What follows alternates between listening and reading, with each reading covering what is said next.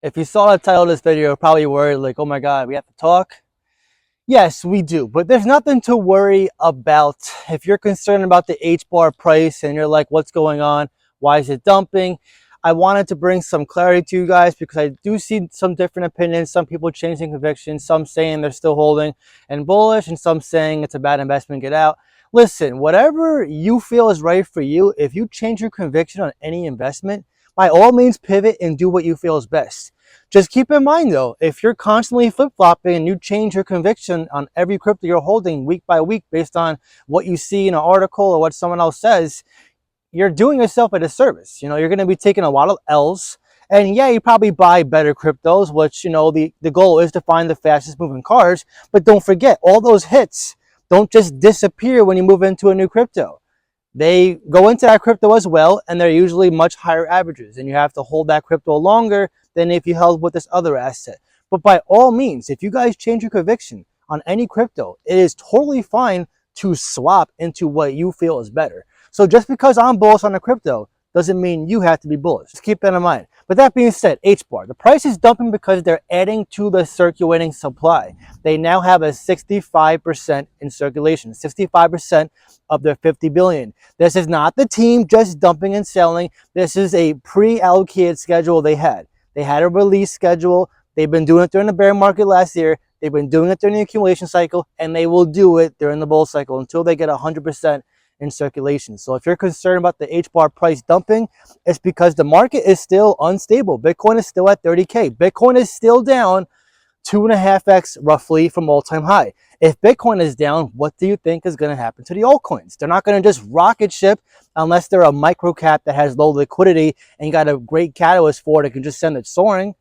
It's a small cap, almost a mid cap when you put the full dilution in. But when you have a larger cap, it follows more of the path of Bitcoin. It's not going to go its own wavelength because the market cap has too much money flowing through it, and so it's going to follow where Bitcoin goes. So until Bitcoin really moons and reach a new all-time high, then you're going to see an altcoin season, and then you're going to see the money trickle down into the altcoins, and that is where altcoins like HBAR will rebound and start soaring again. But by all means, if you want to invest into newer crypto that just got launched, before they got on Coinbase and Binance, those are definitely great opportunities to look at. Those are catalyst-based investments. I hold Caspa, which is not yet on Coinbase or Binance or any big exchange. I also hold some other cryptos that aren't on some big exchanges. So I am all for the catalyst-based investment, but I am still holding my HBAR. I didn't do a lump sum investment. That's something I really want to cover with you guys in this video. Someone pointed out to me, another YouTuber, Jay Gordon. They said he recently made a video of him being down like 80% on HBAR. And then I heard he bought like 40K worth of HBAR at 14 cents. When you see a crypto that's down that you're bullish on, you should never just dump a large sum of money. I mean, unless that's pocket change to him, I don't know what his net worth is. I never do that. If you go all the way back to my HBAR videos when I first started covering it, I didn't get in until it was 6 cents. And then I DCA'd all the way down until 3.5 cents, 4 cents. My average is pretty freaking solid for HBAR. I'm barely down on my HBAR, and I am very confident it's going to recover. Just getting back to its all-time high is a 10x for me. I think $1 plus is definitely in the cards for HBAR this bull cycle. I know many will disagree, and that's totally fine. They just hit 13 billion transactions recently. They are growing. They improved their smart contract security. They're adding to their governing council. They're doing the right things. They're growing and building. This is what you want to see in an ecosystem. HBAR, Hedera, is a proof of stake company. You want to see growth in companies. Otherwise, they'll die and something else will come out better and overtake it.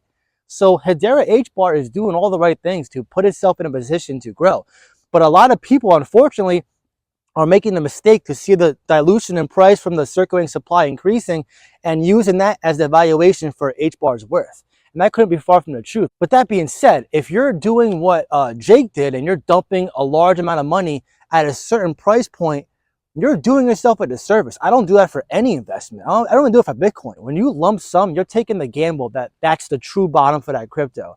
And that amount of money, I mean, I understand he probably felt convicted enough to do it, but now it makes sense why he's down 80%. Guys, you got to be very careful. This is why dollar cost averaging is the best way to invest. What the smart money's been telling you for years. I've been telling you guys DCA is the best way to do it. That's how I've been doing it, ever since I started investing. And that's not just in crypto, it's been in stocks as well. I DCA like a freaking robot. I know it's boring. Nobody wants to hear this. But this is how you mitigate your risk. It's how you safeguard your portfolio.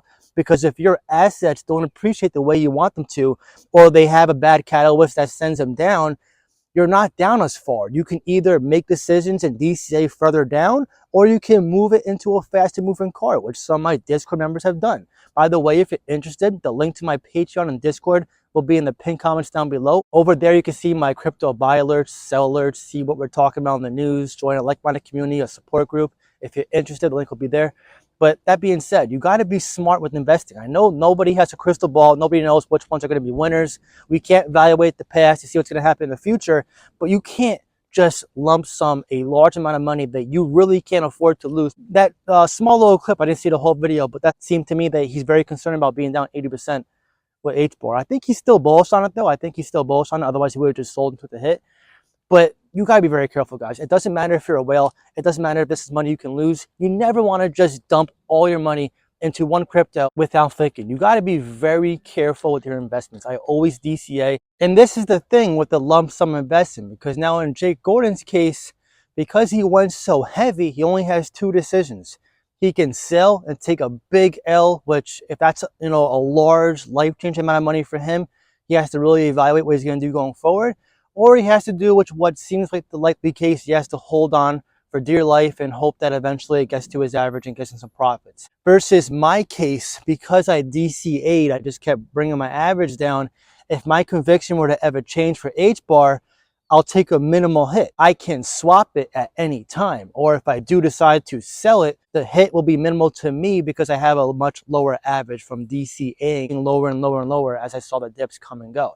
So that's the thing. When you lump sum invest, you better hope you're investing at the bottom, because if you're not, you're going to be engaged to that crypto and eventually you're going to be married to it and hope that it doesn't divorce you in the bull cycle by not reaching a new all-time high to give you the profit you are expecting. When I first got in at 6 cents, it's higher than it is now, but what did I do? I DCA down. I did the same thing with quants. When quant hit 40, I didn't lump sum invest. I kept DCAing into it. I bought it at 40. I bought it at 45, bought it at 50, bought it at 60. I bought it all the way up to 100.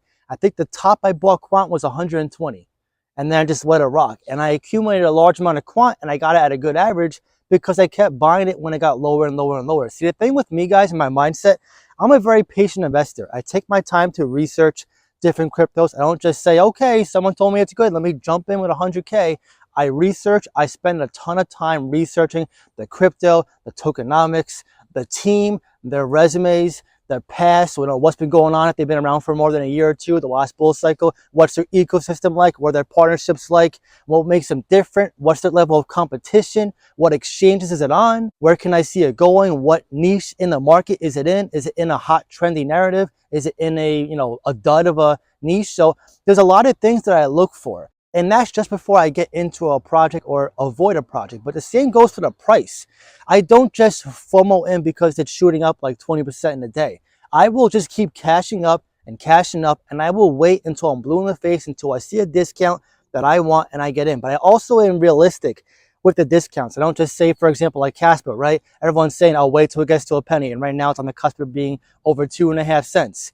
I have realistic expectations. I don't just say, I'll wait till it gets to a half a penny before I get in, because at that point, you'll probably be waiting forever. This is something that you got to gauge. You got to use a little bit of logic here. And obviously, none of us have a crystal ball here. You got to keep your expectations realistic. But this is just a little insight as to how I invest, how my approach is to cryptos, and how I DCA into solid utility projects that I believe in. I DCA down, I mitigated my risk. I'm not down that much on HBAR. And I'm still super bullish on it. I know it's very controversial, but I'm still very bullish on it. It is going to be the go-to enterprise ledger, in my opinion.